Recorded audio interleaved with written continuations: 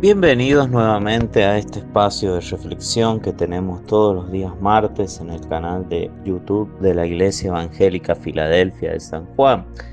Les habla el pastor Hugo Ramín y su servidor.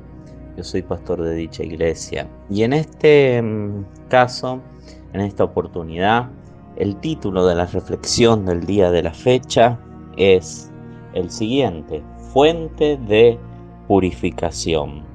Y vamos a la lectura bíblica que nos lleva al libro de Zacarías, libro del profeta Zacarías en el Antiguo Testamento, capítulo 13. Desde el versículo 1 en adelante vamos a leer en la Nueva Traducción Viviente.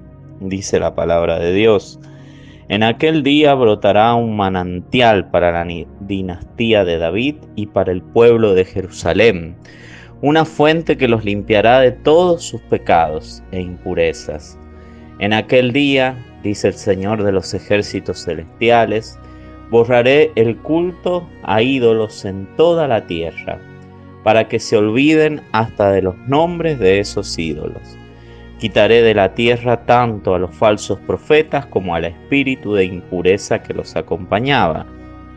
Si alguno continúa profetizando, su propio padre y madre le dirán: debes morir, porque has profetizado mentiras en el nombre del Señor. Entonces, mientras esté profetizando, su propio padre y madre lo apuñalarán. En aquel día la gente se avergonzará de decir que tiene el don profético. Nadie se hará pasar por profeta vistiéndose con ropa de profeta. Dirá: yo no soy profeta, soy agricultor. Comencé a trabajar para un agricultor en mi niñez. Y si alguien pregunta: entonces, ¿qué de esas heridas en tu pecho? Él responderá: me hirieron en casa de mis amigos. Esta profecía que describe este profeta Zacarías nos habla claramente del Señor Jesucristo y de su segunda venida, en su segunda fase, cuando Cristo se haga visible, ya se haga presente en la nación de Israel, cuando el Señor Jesucristo ponga sus dos pies en el monte de los olivos y venga a establecer su reinado milenial. Él reinará desde Israel, desde Jerusalén, hacia todo el mundo, trayendo específicamente para Israel una purificación total en la nación. En este caso, como vemos en la palabra de Dios, nos habla claramente de que brotará un manantial para la dinastía de David, para el pueblo de Jerusalén, una fuente que los limpiará de todos sus pecados e impurezas. Esa fuente que nos puede limpiar de todos nuestros pecados y de todas nuestras impurezas es Jesucristo y su obra en la cruz del Calvario. En el último pasaje que hemos leído de esta profecía dice claramente sobre Jesús que lo mirarán a Él, mirarán sus heridas, y Él responderá: me hirieron en casa de mis amigos. Él claramente mostrará sus heridas a la nación de Israel, ya que Jesucristo, que está allí por regresar, que ascendió a los cielos, aún tiene allí esas heridas, heridas que se encuentran en sus manos, heridas que se encuentran en sus pies. Jesucristo vendrá a la nación de Israel para purificar.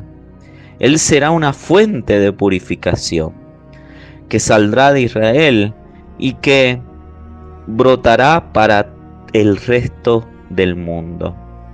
Sin embargo, esa fuente de purificación del cual habla la palabra de Dios, esa fuente en nuestros días está al alcance de los seres humanos.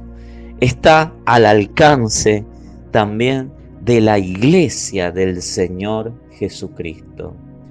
Y así como el Señor purificará un día a Israel, hoy en día el Señor está purificando la iglesia, está purificando su iglesia, de la cual es el cabeza y la iglesia es su cuerpo.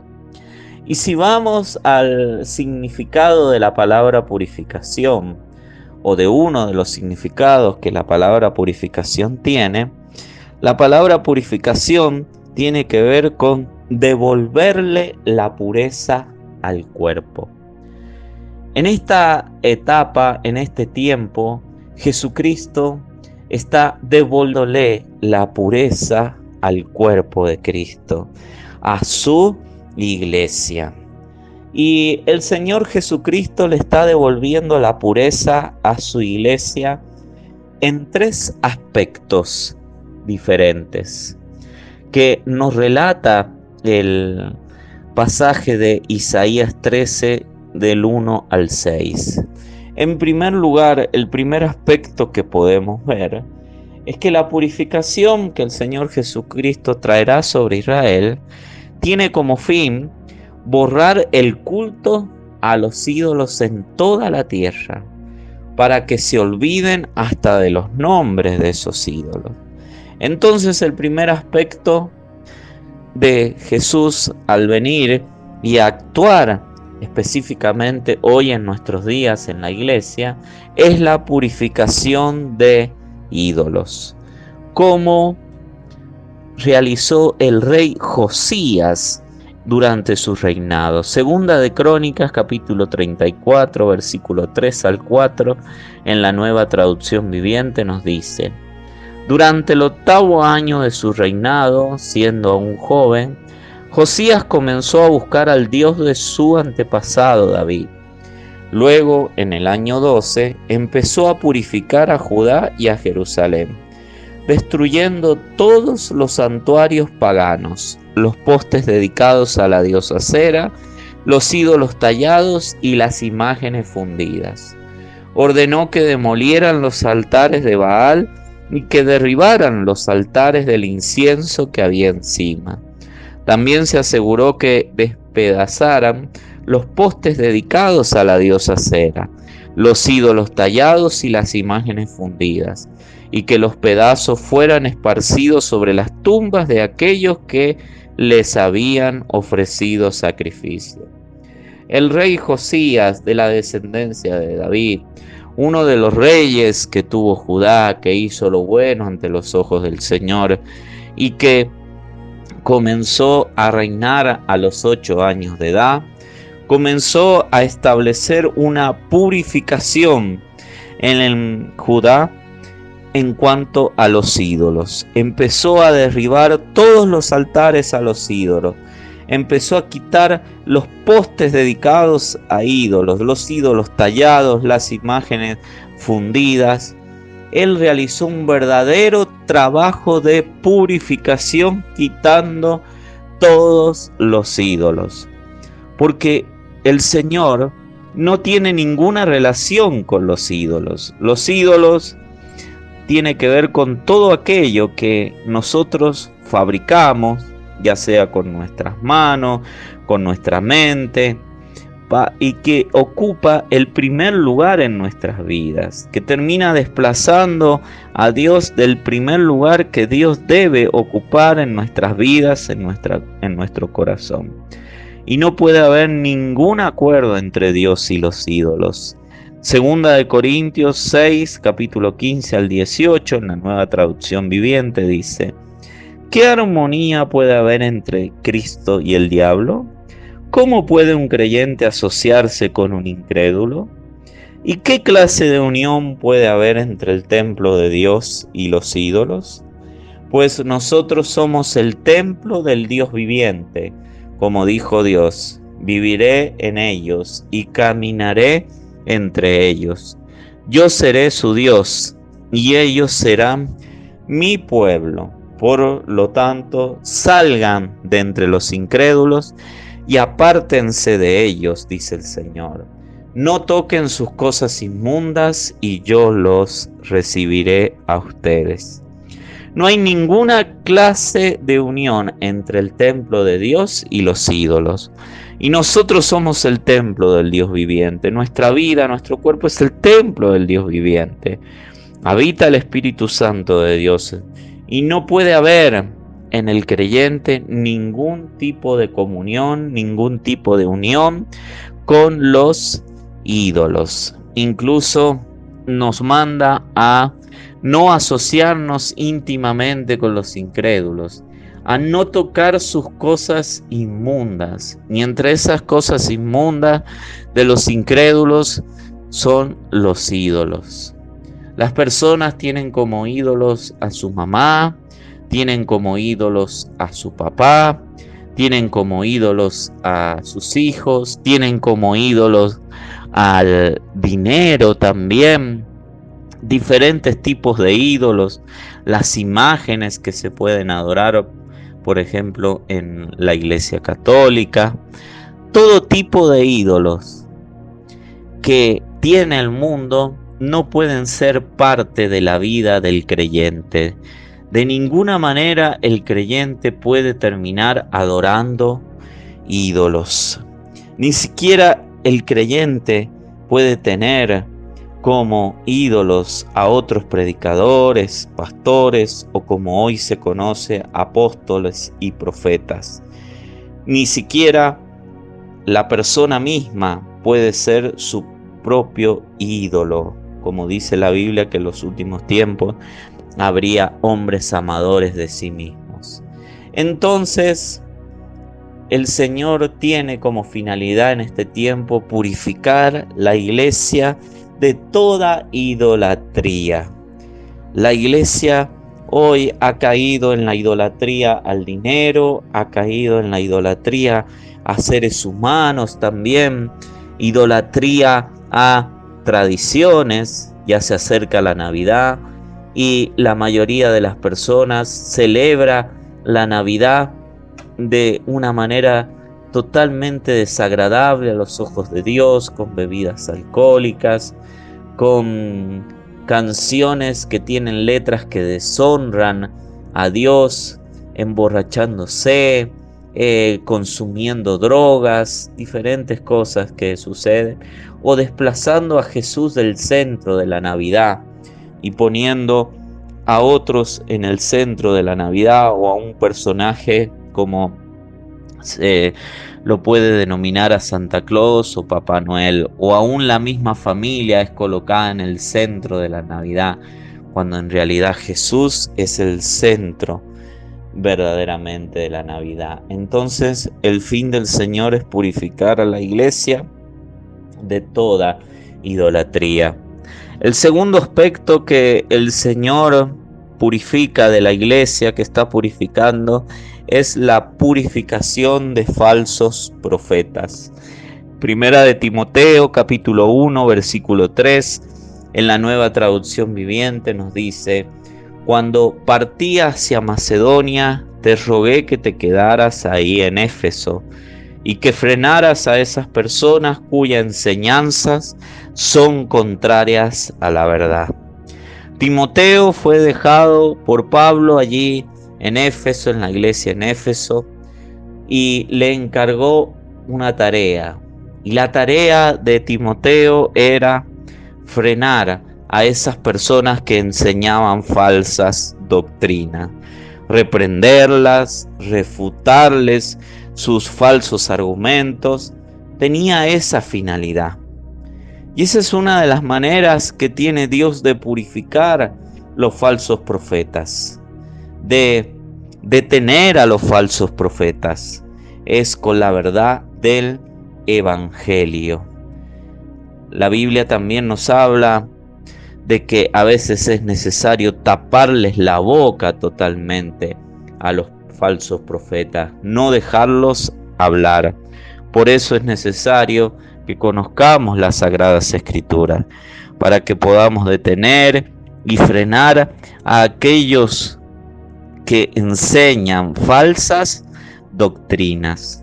Primera de Timoteo 1:19 al 20, en la Nueva Traducción Viviente, nos dice: aférrate a tu fe en Cristo y mantén limpia tu conciencia, pues algunas personas desobedecieron a propósito lo que les dictaba su conciencia, y como resultado su fe naufragó. Himeneo y Alejandro son dos ejemplos.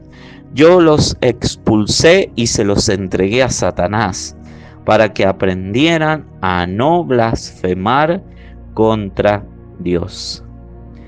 Estas personas, Himeneo y Alejandro, habían naufragado en cuanto a la fe, se habían desviado de la fe verdadera y estaban enseñando otro tipo de doctrinas. Y como estas personas no quisieron desistir, estos creyentes, de enseñar esas doctrinas, Pablo los expulsó de la iglesia, los excomulgó, los cortó de comunión, como dice, se los entregó a Satanás, con el fin de que ellos aprendan a no blasfemar contra Dios, a no injuriar la reputación de Dios con falsas enseñanzas. Hoy en día hay muchas personas, muchos falsos profetas que dan falsas enseñanzas y que manchan el evangelio, que injurian la reputación de Dios, predicando mensajes humanistas, predicando mensajes centrados exclusivamente en la prosperidad material. A esos falsos profetas, como dice Pablo, si son reprendidos y no desisten, hay que expulsarlos para que no estén causando problemas en la iglesia y no estén haciendo naufragar a otros creyentes en la fe. Y Mateo 7:15 dice en la traducción en lenguaje actual: el árbol y su fruto, cuídense de los profetas mentirosos que dicen que hablan de parte de Dios. Se presentan ante ustedes tan inofensivos como una oveja, pero en realidad son tan peligrosos como un lobo feroz. Debemos cuidarnos de los profetas mentirosos. Hoy, a través de los medios de comunicación, de las redes sociales, hay muchos mensajes de estos profetas mentirosos, muchas predicaciones, muchos escritos, y la Biblia nos manda a cuidarnos de ellos, a abstenernos de escucharlos, de leerlos, porque dicen que hablan de parte de Dios, pero en realidad son lobos vestidos de ovejas. Por eso debemos cuidar nuestro oído, cuidar lo que escucha nuestro oído, porque la fe viene por el oír, pero también si comenzamos a escuchar y alimentar nuestro oído de falsas doctrinas, nuestra fe va a decaer también y se va a ir de nuestras vidas también. Todo depende de lo que nosotros podamos oír también. Entonces, claramente, la palabra del Señor nos manda en ciertos casos a frenar a esas personas que enseñan falsas doctrinas, a expulsarlas, a cortarlas de comunión y también a abstenernos de escucharlas. Y eso tiene que ver con la purificación. Y el tercer aspecto de esta purificación que el Señor realiza de la iglesia es la purificación de espíritus. El Señor nos ha dado entre los dones espirituales un don, que es el don de discernimiento de espíritus. Y es un don que debe estar en funcionamiento en la iglesia. Bíblicamente tenemos entendido que funcionan tres espíritus diferentes: el Espíritu Santo, el espíritu del hombre y el espíritu demoníaco, que cuando hablamos de espíritus demoníacos podemos decir que hay dentro de ese espíritu demoníaco hay diferentes espíritus que actúan, que provienen de las tinieblas mismas. Juan nos hablaba de esto ya en Primera de Juan, capítulo 4, versículo 4 al 6, en la Nueva Traducción Viviente, nos dice: pero ustedes, mis queridos hijos, pertenecen a Dios. Ya lograron la victoria sobre esas personas, porque el espíritu que vive en ustedes es más poderoso que vive en el mundo. Esas personas pertenecen a este mundo, por eso hablan desde el punto de vista del mundo y el mundo les presta atención. En cambio, nosotros pertenecemos a Dios y los que conocen a Dios nos prestan atención.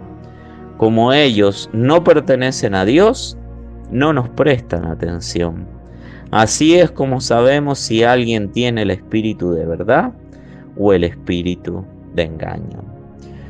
El contexto de los pasajes que hemos leído nos habla que muchos falsos profetas han salido por el mundo. Por lo tanto, debemos probar los espíritus. Y dice la palabra de Dios en primer lugar que todo creyente tiene al Espíritu Santo, que es poderoso, habitando en su vida, y que es más poderoso que el espíritu que vive en el mundo. De hecho, Efesios, el libro de Efesios, nos nombra un espíritu que opera en los hijos de desobediencia. Y Juan nos da la fórmula para saber detectar cuando realmente está actuando el espíritu de verdad o el espíritu de engaño. Todos podemos llegar a enseñar la palabra de Dios y como seres humanos podemos equivocarnos al enseñarla. Sin embargo, cuando nos equivocamos y nos corrigen, si en nuestra vida verdaderamente habita el Espíritu Santo, vamos a aceptar esa corrección. Vamos a corregir nuestro andar, vamos a corregir el mensaje. Sin embargo, si estamos enseñando con una intención manifiesta de engaño, de engañar al pueblo de Dios, cuando seamos corregidos, vamos a rechazar esa corrección y vamos a persistir en nuestro mal camino. Esto es de lo cual nos habla el apóstol Juan cuando dice: nosotros pertenecemos a Dios y los que conocen a Dios nos prestan atención. Como ellos no pertenecen a Dios, no nos prestan atención. Así es como sabemos si alguien tiene el espíritu de verdad o el espíritu de engaño. La misma carta a los tesalonicenses, la segunda carta de Pablo a los tesalonicenses, nos dice que cuando las personas han rechazado la verdad del evangelio, no quieren obedecerla ni seguirla, Dios envía un poder engañoso, permite que un poder engañoso se manifieste para que esas personas crean a la mentira. Y ese es el espíritu de engaño, espíritu que actúa en nuestro tiempo. Hay muchos que predican falsas doctrinas y a pesar de que son refutados, de que son corregidos, persisten en esas falsas doctrinas, porque en ellos actúa un espíritu de engaño. Y Mateo 22, capítulo 15 al 18, nos dice en la traducción en el lenguaje actual, una trampa para Jesús. Un día los fariseos se reunieron y decidieron ponerle una trampa a Jesús para hacer que dijera algo malo. Mandaron a algunos de sus seguidores, junto con unos partidarios del rey Herodes, para que dijeran a Jesús: Maestro, sabemos que siempre dices la verdad. Tú le enseñas a la gente que debe obedecer a Dios en todo. No te importa lo que digan los demás acerca de tus enseñanzas, porque tú no hablas para quedar bien con ellos. Dinos ahora qué opinas. ¿Está bien que le paguemos impuestos al emperador de Roma o no? Pero como Jesús conocía las malas intenciones que tenía, les dijo: hipócritas, ¿por qué quieren ponerme una trampa? Allí en los fariseos actuaba un espíritu religioso en ellos. Ellos pretendieron ponerle una trampa a Jesús.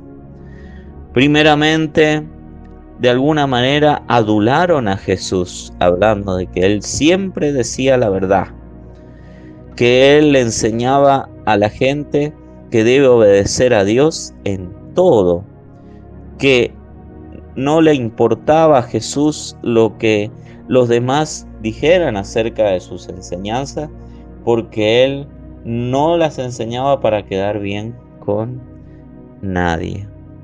Entonces dijeron ciertas verdades de Jesús, dijeron cosas que eran parte de Jesús, que Jesús practicaba, pero en realidad tenía la finalidad de ponerle una trampa al Señor.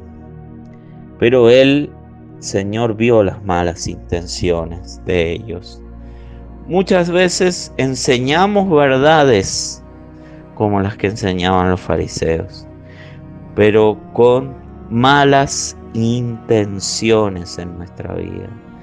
Tal vez tenemos la mala intención de enseñar verdades, pero con la motivación de ganarnos el afecto de otros, ganarnos la confianza de otros, para que no desconfíen de nosotros y cuando confíen plenamente en nosotros, poder usarlos y engañarlos. Esto es lo que purifica a Jesús también en la iglesia. Jesús quiere que todos sus hijos sean guiados por el Espíritu Santo de Dios. Sean guiados exclusivamente por el Espíritu Santo de Dios, porque estos son verdaderamente hijos de Dios. ¿Cuáles son nuestras motivaciones al predicar, al enseñar? ¿Cuáles son nuestras motivaciones al servir a Dios? El Señor purifica nuestras motivaciones también. Es parte de la purificación que Jesús realiza. Y por supuesto, cuando hablamos de los falsos profetas, siempre hay un espíritu que actúa en los falsos profetas. Actúa el espíritu humano, muchas malas intenciones de parte de ellos, y también los falsos profetas son impulsados por espíritus inmundos, por espíritus de mentira para engañar a la gente. ¿Por qué el Señor purifica a la iglesia? Hebreos 10, 19 al 22 dice: así que, hermanos, teniendo libertad para entrar en el lugar santísimo, por la sangre de Jesucristo, por el camino nuevo y vivo que Él nos abrió a través del velo, esto es, de su carne, y teniendo un gran sacerdote sobre la casa de Dios, acerquémonos con corazón sincero, en plena certidumbre de fe, purificados los corazones de mala conciencia y lavados los cuerpos con agua pura. El Señor purifica a la iglesia para que nos podamos acercar libremente al Señor, para que podamos conocer más a Dios. Como dice el Sermón del Monte: bienaventurados los de corazón limpio, porque ellos verán a Dios. En este tiempo el Señor le está devolviendo la pureza al cuerpo de Cristo, devolviendo la pureza a la iglesia. Y debemos rogarle al Señor que nosotros podamos aceptar ese proceso de purificación para que podamos acercarnos libremente al Señor y conocerle a Él cada día más. Podemos orar: Señor, mi Dios, en el nombre de Jesús, en este momento, Señor, te agradecemos por tu palabra. Y queremos pedirte, Señor amado, que nos ayudes, Dios mío, a aceptar este proceso de purificación que como iglesia en este tiempo estamos viviendo, para que podamos conocerte más, para que podamos verte, para que podamos acercarnos libremente, Señor, a ti, Dios mío. Para que cada día, Señor, tu persona crezca en nosotros, Señor. Gracias por esta etapa en la cual tú le estás devolviendo la pureza a la iglesia, la pureza al cuerpo de Cristo. Y todo esto está sucediendo porque muy pronto tú arrebatarás a la iglesia y tu novia, que somos nosotros los creyentes, nos presentaremos delante de ti para estar unidos a ti por la eternidad. Gracias, Señor, porque tú lo estás haciendo, Señor, ya, Dios mío, y es porque pronto tú vienes. En el nombre de Jesús, amén y amén. Si tú has escuchado esta reflexión y quieres tomar contacto con nosotros, puedes hacer clic en el botón de WhatsApp de la página de la Iglesia Filadelfia de San Juan en Facebook, dejarnos tus datos y nos comunicaremos contigo. Ha sido un placer haber compartido la palabra del Señor con todos ustedes. Les habló el pastor Hugo Ramini, su servidor, y nos encontraremos en una próxima oportunidad a través de este medio. Que Dios los bendiga.